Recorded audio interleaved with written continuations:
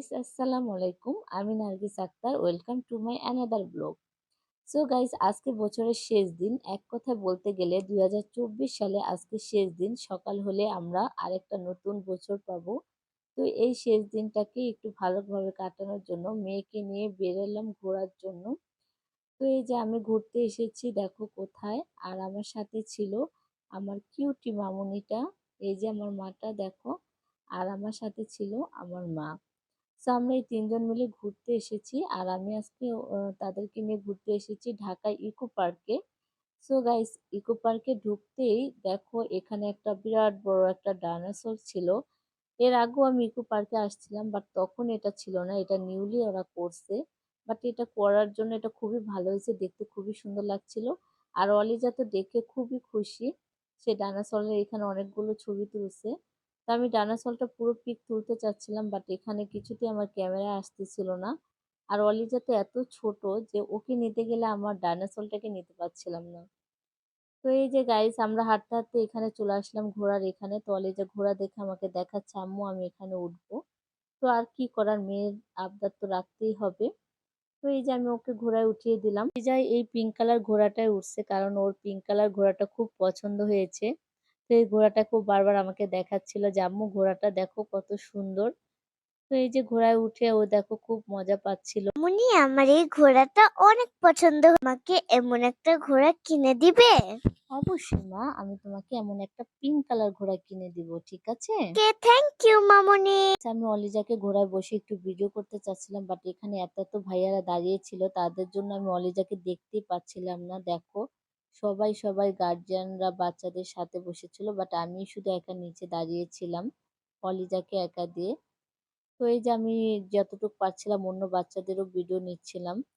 তো আমরা এই যে আমার এখানে অলিজা মাকে দেখা যাচ্ছে, ওই যে আমার মা ওই যে আসতেছে, বাট ওকে এই ভাইয়াটার জন্য বারবার ভিডিও সামনে চলে আসতেছিল, আমি ভালো করে ভিডিও করতে পারছিলাম না।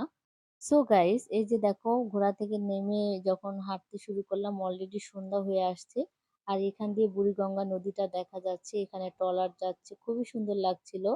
আর এখান দিয়ে একটা গেট ছিল, যে পার্কে গেটটা অফ করা থাকে, খোলা থাকে না। এখানে অলিজা বুট খাচ্ছিল, দেখো আমাকে দেখাচ্ছিল।